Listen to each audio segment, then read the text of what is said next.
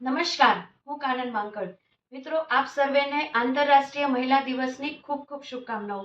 આજનો વિડીયો બધા જ મહિલાઓને સમર્પિત રહેશે, જેમાં આપણે જોઈશું કે આપણે આયુર્વેદની દ્રષ્ટિએ અથવા તો સ્વાસ્થ્યની દ્રષ્ટિએ કેટલીક એવી આદતો હોય છે જે આપણા સ્વાસ્થ્યને નુકસાન કરે છે.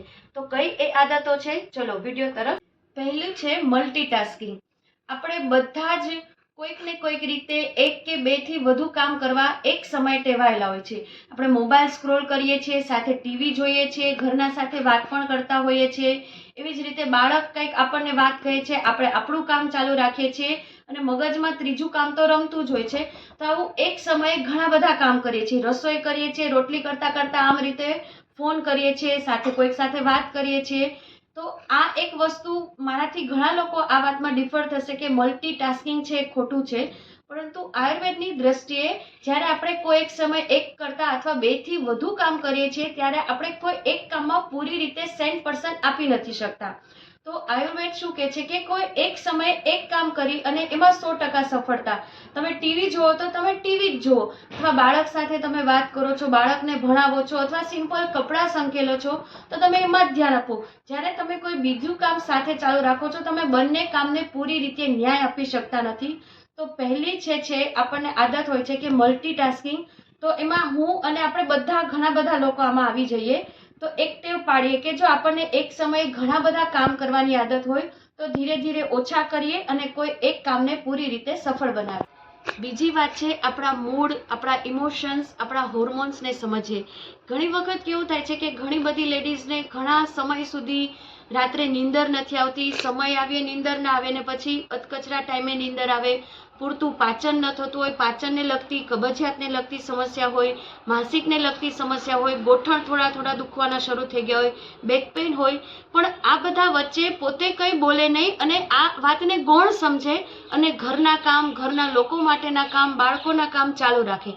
તો આ એક આદત છે જે સુધારવા જેવી છે, જે આપણા સ્વાસ્થ્ય પર ખરાબ અસર પાડી શકે છે.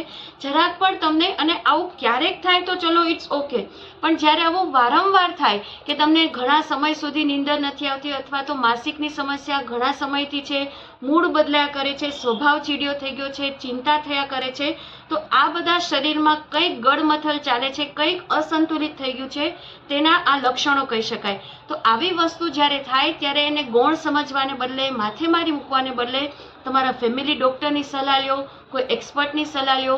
એ જે તે રીતે તમને આગળ વધવાનું કહે, ઘરમાં વાત કરો, બધાને તમે ઇન્વોલ્વ કરી અને સાથે તમે એમાં ઉપચાર પર લાગી જાઓ. તો આ એક ખાસ બધી લેડીઝ માટે મેસેજ છે. ગૃહિણીની ખાસ આદત હોય છે ઓવર ઇટિંગ. ઘણી વખત કેવું બનતું હોય છે કે જમતા હોય છે લેડીઝ અને થોડું એવું વધતું હોય છે, તો સવાર હોય તો એમ થાય કે સાંજે પાછું ક્યાં ખાવું અથવા તો થોડા માટે ક્યાં બાકી રાખવું. તો પોતાને ભૂખ હોય કે ન હોય, પેટ માગતું હોય કે ન માગતું હોય, પણ એ ખાઈ જાય છે પરાણે. તો આવા સમયે તમે અન્નનો બચાવ કરવા જાઓ છો. નો ડાઉટ આની પાછળ હેતુ સરસ હોય છે, ગૃહિણીનો ભાવ સારો હોય છે કે અન્નનો બગાડ ન થાય, પણ અન્નને બચાવવામાં તમે સ્વાસ્થ્યને ક્યાંક ને ક્યાંક બગાડો છો. તો આવા સમયે તમે શું કરી શકો? તો તમે એટ અ ટાઈમ કોઈ આજુબાજુમાં જરૂરિયાતમંદ વ્યક્તિ હોય તેને તમારું વધેલું અન્ન આપી શકો, કોઈ પ્રાણી પક્ષી હોય તેને તમે આપી શકો. તો તે લોકોની પણ ભૂખ મટશે અને તમારું સ્વાસ્થ્ય પણ બચી જશે. તો ઓવર ઇટિંગની કે ચલો ભૂખ નથી તો પણ આટલું ક્યાં બગડે તેના માટે ખાવાની જો ટેવ હોય તો તમે આજથી જ સુધારી લેજો. ઘણી વખત કેવું થાય છે કે ઘરના સભ્યોનું ધ્યાન રાખવામાં અથવા તો નોકરી કરતા હોય કે કોઈ પણ કારણોસર આપણે આપણી જાત માટે ધ્યાન આપી શકતા નથી, ખાસ કરીને શારીરિક વ્યાયામ માટે. તો અહીંયા હું ખાસ વિનંતી કરીશ કે થોડો સમય કાઢો, 5 મિનિટથી શરૂઆત કરો, 5 મિનિટની વોકથી શરૂઆત કરો, થોડું વોક લ્યો, તમે પ્રાણાયામ ઉપર ફોકસ કરો, ધ્યાન ઉપર ફોકસ કરો. તો જે હોર્મોન્સ ઇમ્બેલેન્સ નાની ઉંમરથી શરૂઆત થઈ જાય છે તો તમને એમાં ખૂબ કામ લાગશે. તમે નાની ઉંમરથી શરૂ કરીને મેનોપોઝના પીરિયડ સુધીમાં તમને આ પ્રાણાયામ છે, ધ્યાન છે, એ ખૂબ ઉપયોગી નીવડશે. તો એક શારીરિક વ્યાયામ માટે પોતાની જાત માટે સમય કાઢીએ. અને બીજું કે ઘરના માટે તો આપણે હજારો પકવાન ગમે ત્યારે બનાવવા તૈયાર હોય છે, જ્યારે આપણે એકલા જ જમવામાં હોઈએ છીએ ત્યારે એક વસ્તુ બનાવી દઈએ અથવા તો સવાર કે સાંજનું વધેલું આપણે ખાઈએ છીએ.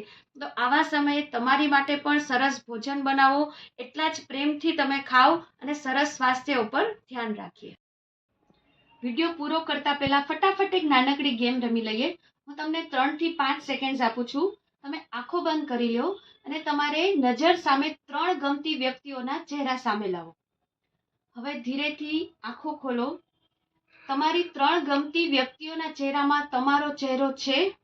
જો હા, તો તમે તમારી જાતને ખૂબ જ પ્રેમ કરો છો. અને આ 3 ગમતી વ્યક્તિઓના ચહેરામાં જો તમારો ચહેરો નથી, તો પહેલા આપણી જાતને પ્રેમ કરીએ, પછી જ આપણે બીજાને પ્રેમ કરીએ. આશા રાખું છું આ વિડીયો આપને કામ આવશે. ફરી મળીએ નવા જ કોઈ વિષય સાથે. ત્યાં સુધી રજા લઉં. નમસ્કાર.